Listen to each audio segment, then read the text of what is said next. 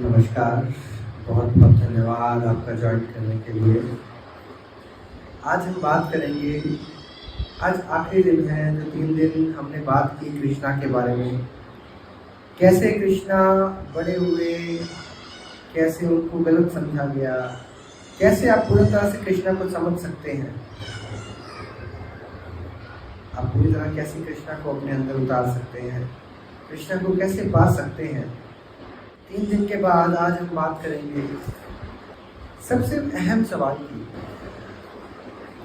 कौन है कृष्णा? कौन है कृष्णा? कौन है कृष्णा?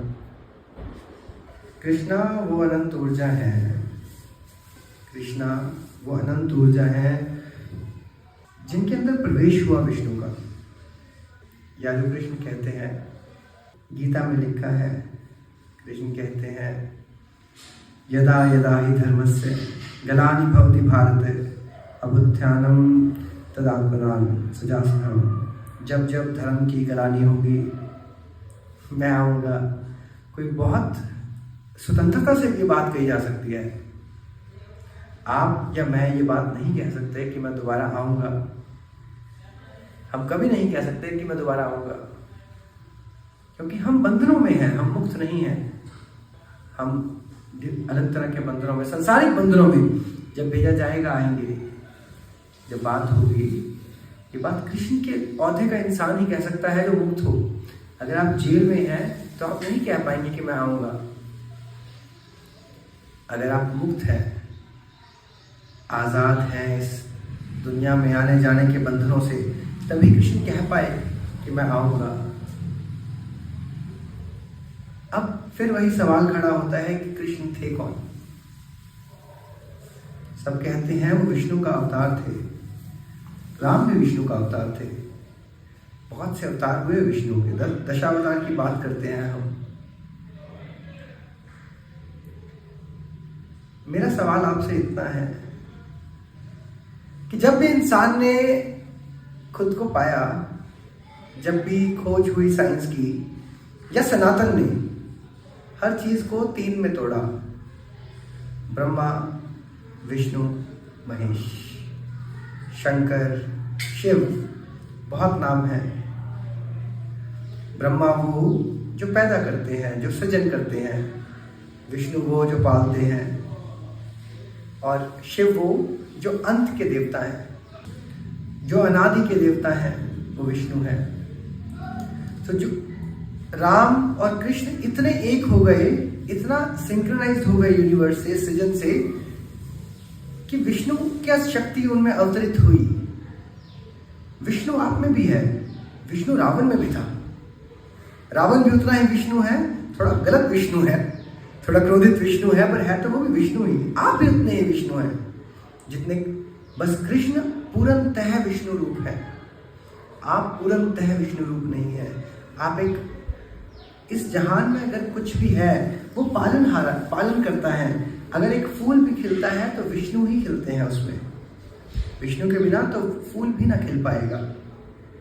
और जैसे ही, और साइंस को भी आप देखिए, हम रिसर्च करते हैं, हर चीज को 3 में बांटते हैं, इलेक्ट्रॉन, प्रोटॉन और न्यूट्रॉन। जो पैदा करने की इकाई है,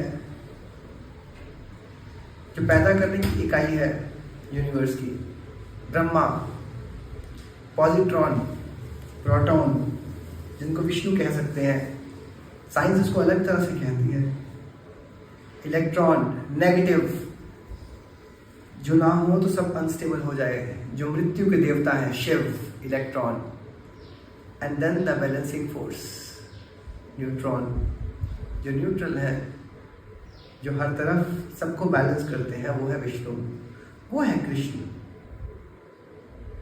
और कृष्ण तुम्हारे अंदर भी उतने हैं, विष्णु की शक्ति तुम्हारे अंदर भी उतनी है जितनी कृष्ण में थी। बस तुम उसको जागृत कर दो, बशर्ते तुम्हें जागृत करना आ जाए उसको। और जितने भी हुए, ये लिखते हैं कि कृष्ण का आने, कृष्ण कहते हैं कि जब जब धर्म की गलानी होगी मैं आऊंगा। और उसके बाद जिन्होंने गीता लिखी, ये लिखा साधु पुरुषों को रक्षा करने के लिए, और दुष्टों का नाश करने के लिए मैं आऊंगा। कृष्ण ने बड़े मजाक में कही होगी ये बात, और कृष्ण जैसा जो प्रतिभाशाली व्यक्ति अगर मजाक करेगा तो मजाक समझना भी मुश्किल होगा, क्योंकि बहुत गहरा जोक किया होगा। क्योंकि साधु का अर्थ है, भागवत में लिखा है, साधु का अर्थ है जिसने अपनी इनसिक्योरिटीज में सिक्योर हो गया। जो अगर साधु कहता है कि दुष्ट है मुझे सता रहा है, तो असाधु हुआ, तो असाधु हो गया। साधु को तो फर्क नहीं पड़ता तुम उसको क्या कहो, जो अपनी इनसिक्योरिटी से पूरी तरह सिक्योर है, जिसने साथ लिया। तो साधुओं की रक्षा कब की जा सकती है? भगवान को आना पड़ेगा साधुओं की रक्षा करने के लिए। साधु ही ऐसी इकाई है जिनकी रक्षा नहीं की जा सकती। बाकी सबको रक्षा चाहिए, साधुओं को नहीं चाहिए। साधु सबसे सिक्योर है, क्योंकि उनको डर किससे? मार भी दोगे तो साधु समझेगा कि क्या ही मार दोगे, तुम शरीर को मार दोगे ना। तुम्हारी किसी की इतनी औकात नहीं है, बिसात नहीं है कि साधु को दुखी कर सके। तो अगर भगवान आएंगे तो दुष्टों से रक्षा करने के लिए नहीं आएंगे साधुओं की, शायद साधुओं से रक्षा करने के लिए आएंगे जो असाधु हैं और साधु बने बैठे हैं।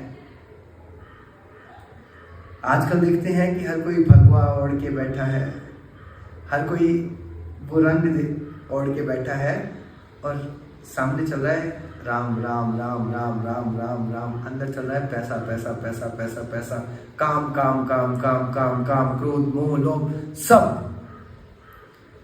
और आप देखते हैं कितने संत, जिनको आप तथाकथित संत आपके, जिनको आप समझते हैं, जब उनकी पोथियां खुलती हैं तो कोई रेपिस्ट, कोई डकैत, लुटेरे, खजांची, खजाने भर रखे हैं अपने लोगों से लूट लूट के।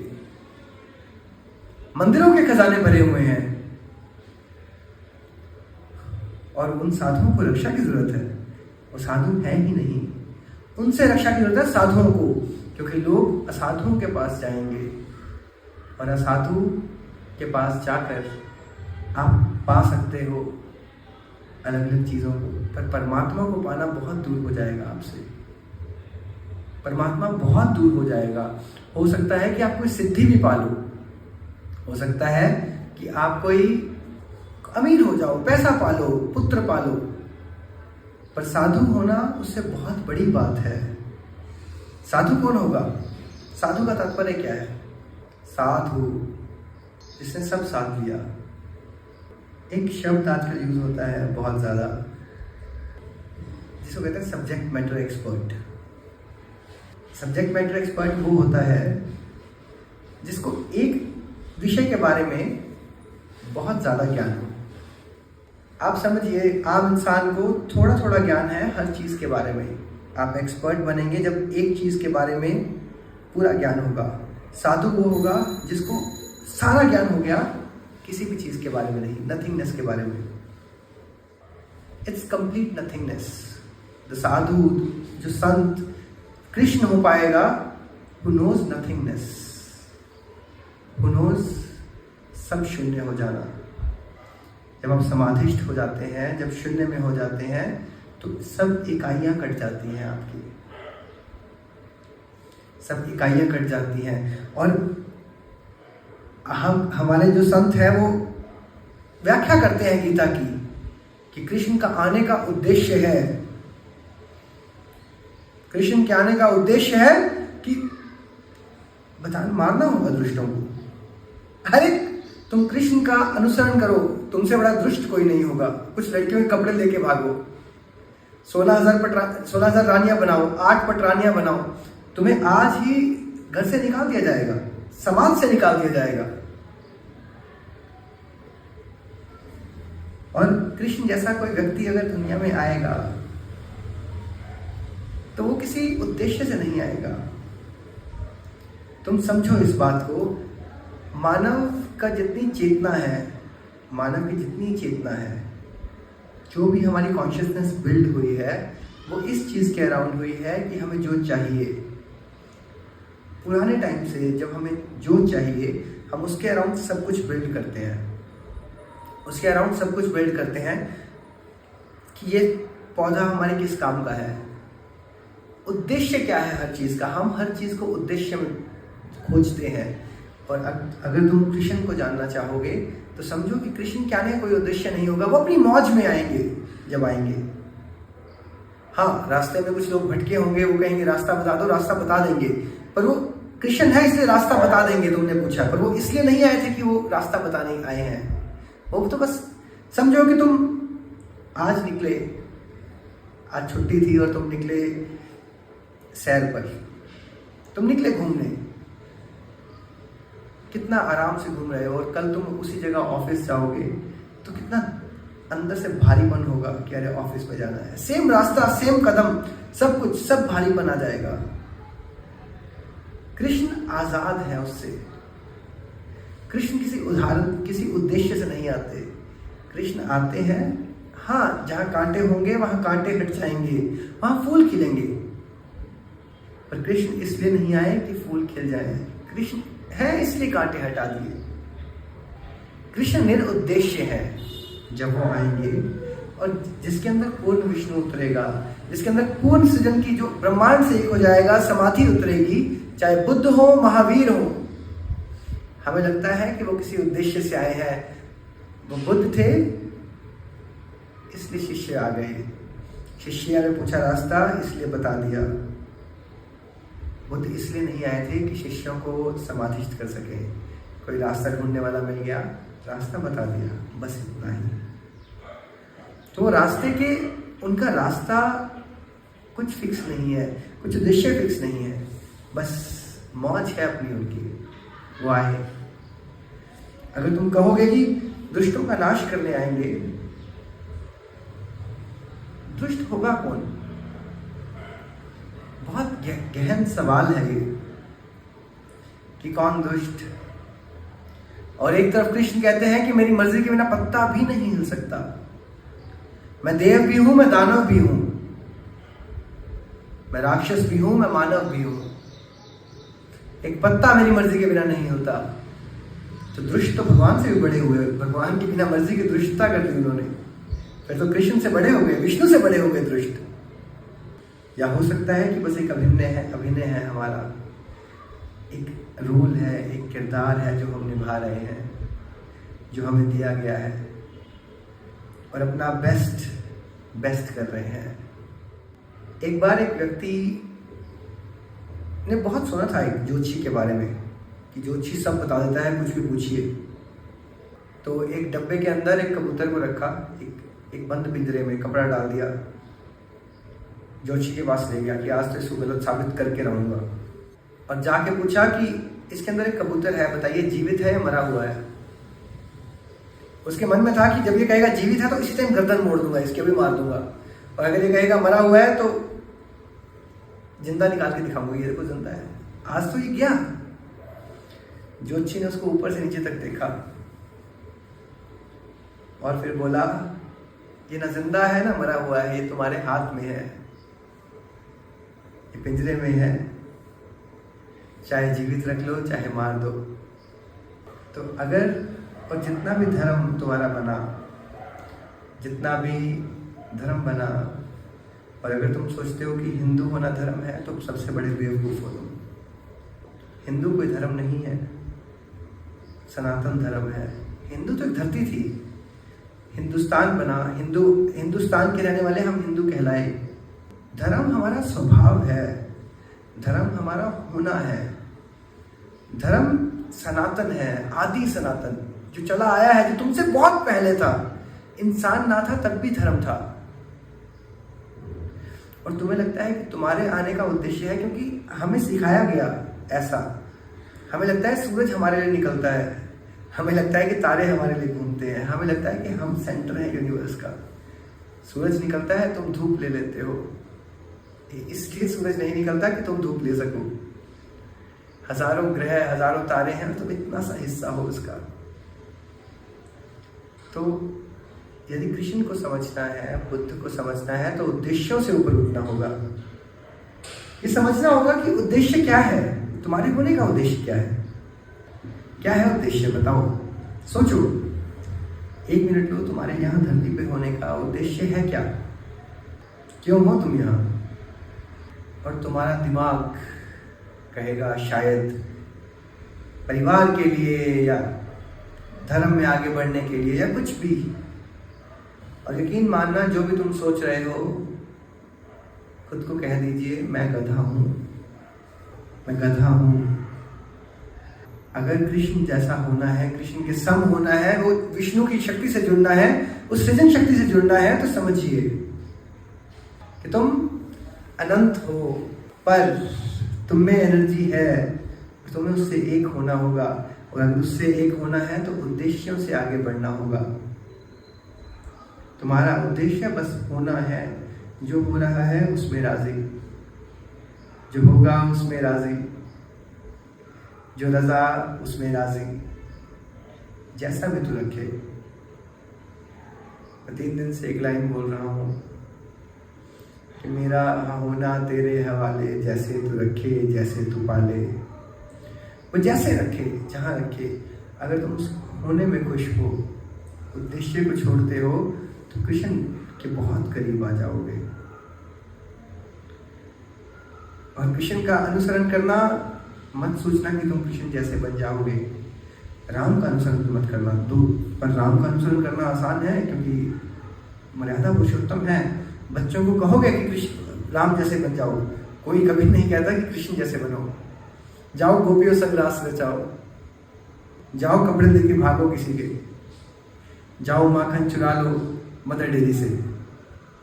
आजकल किसी घर में तो होता नहीं है, मदर डेयरी का ही खा रहे हैं। तो कृष्ण को समझना है, आज अंतिम दिन है। कृष्ण को समझना, कृष्ण जैसा होना, बस इतना समझ लीजिए कि उद्देश्यहीन बनना पड़ेगा आपको। आपको छोड़ना पड़ेगा कुछ होने की जिद। जब तक आपकी जिद है कि मैं कुछ हो जाना चाहता हूँ, जब तक आपकी जिद है, आपकी जिद है कि मैं भगत हो जाना चाहता हूँ कृष्ण का, तब भी बेवकूफ है आप। यदि आपकी जिद है कि मैं धार्मिक हो जाना चाहता हूं, तो भी कुछ नहीं समझे। पकड़ तो है, कृष्ण में पकड़ बिल्कुल नहीं है। अगर तुम बुद्ध की बात करोगे, संसार छोड़ दिया पर छोड़ने को पकड़ लिया। हर कोई बात करता है ये छोड़ दो, ये छोड़ दो, ये छोड़ दो। कृष्ण छोड़ने का नाम ही नहीं है।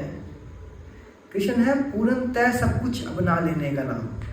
कि जो है कि मेरे प्रभु जो है, इसलिए वो विष्णु का अवतार है, क्योंकि पूरी तरह से सब अपना लिया। जो सृजन हुआ सब मेरा, जैसे तू रखे। इसलिए जो उसकी माया वो भी अपना ली। वचन तोड़ने पड़े, वचन तोड़े। रंग से भागना पड़ा, रंग से भागे। प्यार प्रेम की बात थी, प्रेम किया। छोड़ना पड़ा, प्रेम छोड़ दिया। फिर भी प्रेम को पकड़ के नहीं बैठे रहे। सुना कि रुक्मिणी प्रेम करती है, जाके उसको घर से उनके पिता की मर्जी के खिलाफ अगवा किया। रुक्मिणी आना चाहती थी तो अगवा नहीं कह सकते उसको, पर भगाया घर से, विवाह किया। दूसरा प्रेम हुआ, फिर विवाह किया। 8 पटरानियां, 80 बच्चे। कृष्ण पूर्णतः सिंक में है यूनिवर्स से, पूरी तरह सिंक में है। कुछ भी अड़चन नहीं डालता कृष्ण के होने में, कुछ भी अड़चन नहीं डालता कृष्ण के होने में, कि बस मैं पूरा हूं तेरे साथ। जो तू करे, जो तू कराए, जो मुझे महसूस कराए। अगर काम है तो वेलकम, क्रोध है तो वेलकम। पंक्तियां हैं कि संबंधों की इस दुनिया में कुछ छोड़ो मत आधा आधा। अभिवादन से शुरू करो, आभार व्यक्त कर करो विदा। कुछ भी आए, अगर क्रोध आए तो होश में आ जाओ पूरी तरह कि क्रोध आ रहा है। आधा मत करो क्रोध, कि क्रोध नहीं करना, मुझे डरना है क्रोध से। क्रोध अच्छा है आपके लिए, तभी आपके पास है। क्रोध अच्छा है आपके लिए। अभिवादन से शुरू करो, उसका शुक्रिया करें कि तुम आए, उस फीलिंग का शुक्रिया करें कि तुम आए, और आभार व्यक्त करें फिर, धन्यवाद आप आए। कृपया जब भी जाना चाहें जा सकते हैं आप। जब काम आए वही काम के साथ करें। हर फीलिंग, कुछ भी नकार देना उस परमात्मा को, कृष्ण कहते थे कि कुछ भी नकार देना उस परमात्मा को नकार देने जैसा है। जब समुद्र मंथन हो रहा था, विष्णु ने अमृत का भी वैसे ही पान किया था जैसे वारुणी देवी का मदिरा का किया था। ध्यान रखिएगा इस बात को। पर धर्म में होना परम होश में होने की बात है, जब आप सारे होश लांग दें। पर कृष्ण ने उसको भी कहा कि, विष्णु ने उसको भी कहा कि अगर वो सृजन में है तो वो भी मेरा है। और बहुत गलत समझा गया है ब्रह्मा विष्णु महेश को। और अगर आप देखेंगे कि जैसे लोक बनाए गए हैं कि ऐसे लोक हैं, ब्रह्मा का लोक, विष्णु का लोक और शिव का लोक, तो आप पाएंगे कि अगर आप इलेक्ट्रॉन को बहुत वास्ट कर दें, एक एटम को, सेम वही स्ट्रक्चर बनेगा, एग्जैक्ट वही स्ट्रक्चर। तो छोटी सी छोटी इकाई आपके जीवन की, आपके होने की, वो ब्रह्मा विष्णु महेश से शुरू है, वो सनातन से शुरू है। आप जितना गहरे में डूबेंगे वो आपके अंदर उतना विराजमान है। इसीलिए सनातन धर्म कहता है कि हर कण में भगवान है, क्योंकि ये तीनों इकाइयों के बिना आप हो ही नहीं सकते। ये अलग है ही नहीं, ये एक का ही हिस्सा है। और तीनों को काम अलग दिया है कि एक सृजन करेगा, this is just division of labour, nothing else. पर तीनों एक ही हिस्सा है, एक ही का हिस्सा है, तीनों अलग नहीं है। तो अगर आप कृष्ण को समझना चाहेंगे, अगर आप ब्रह्मा विष्णु महेश को समझना चाहेंगे, तो आपको और गहरे में उतरना होगा, साइंस को समझना होगा। हर चीज आपके लिए बहुत बेहतरीन तरीके से सजाई गई है। जो भी चीज़ आप नकारते हैं इस जहान में, वो अड़चन बनेगी विष्णु के होने में। और जैसे ही शिव की इकाई, जैसे ही मृत्यु पास आएगी, जब शिव कंट्रोल लेंगे, तो ये पूछा जाएगा कि विष्णु को कितना पूजा था। वो दोनों एक दूसरे के पूज्य हैं, एक दूसरे के आराध्य हैं, एक दूसरे के साथ रहते हैं। वो जानते हैं कि विष्णु से आपका संबंध कैसा रहा है, सृजन से आपका संबंध कैसा रहा है। जितना अच्छा संबंध आपका सृजन से होगा, उतना अच्छा संबंध आपका शिव से भी होगा, मृत्यु से भी होगा। इनफैक्ट परमात्मा उतना ही है जितना आप उससे रिलेट कर पाते हैं, जितना आप खुद से रिलेट कर पाते हैं। अगर आप खुद से गुस्सा हैं तो आप परमात्मा से भी गुस्सा रहेंगे। यदि आप खुद में खुश हैं तो आप परमात्मा से भी खुश रहेंगे, क्योंकि हर छोटी से छोटी इकाई, आपका हर हार्मोन, आपका हर एटम, आपकी हर आईलैश, हर बाल, वो उसमें समाया हुआ है पूरी तरह। बस तुम समझ नहीं पाते, तुम्हारी सोच छोटी है। उसके लिए तो तुम जितने बड़े हो जाओगे, तुम जितना बड़ा सोच पाओगे वो उतना बड़ा है, और जितना छोटा सोच पाओगे उतना छोटा है। और विडंबना ऐसी है कि साधु साधुओं में मिल गए हैं जो खुद गीता को नहीं समझते, वो गीता को समझा रहे हैं। और वहाँ लाइनें लगी हुई हैं लोगों की, वहाँ ऐसी लाइनें लगी हैं कि लोग सुन रहे हैं, पढ़ रहे हैं और खेल रहे हैं वो लोगों की बातों से, भावनाओं से, होने से। तो कृष्ण के गीत तो गाना, पर समझना कि कृष्ण बने कैसे, उन गीतों में खोकर। जब कुछ ना बचेगा और तुम ना बचोगे, तो एक शक्ति बचेगी, जो है विष्णु, जो है कृष्ण। तुम पूरी तरह रास हो जाओगे, तुम पूरी तरह खुश हो जाओगे, तुम पूरी तरह आनंदमय हो जाओगे। उस आनंद का नाम, उस परम का नाम कृष्ण है, उस अनंत का नाम कृष्ण है, उस अथाह का नाम कृष्ण है। और कृष्ण वो है, अगर सिर झुकाओगे तो बंसी जो चारों तरफ बज रही है, बिना अनाहत के रूप में, अनंत के रूप में जो बंसी बज रही है, अगर वो बंसी सुनोगे, उस कृष्ण में डूबोगे, तुम समाधि को उपलब्ध होगे। विष्णु पूरी तरह तुम्हारे अंदर उतरेंगे। अगर और जानना चाहते हैं तो हम और कोर्स करते रहेंगे, डिस्कोर्सेस चलते रहेंगे। आप आइए, आमंत्रण है आपको, और जानिए कृष्ण को, और जानिए राम को, और जानिए बुद्ध को, और जानिए मोहम्मद को, और धर्म की असली परिभाषाओं को समझिए। इन गोरख तंत्रों से, असाधुओं से ऊपर उठिए और अनंत में डूबिए, अनंत में डूबिए।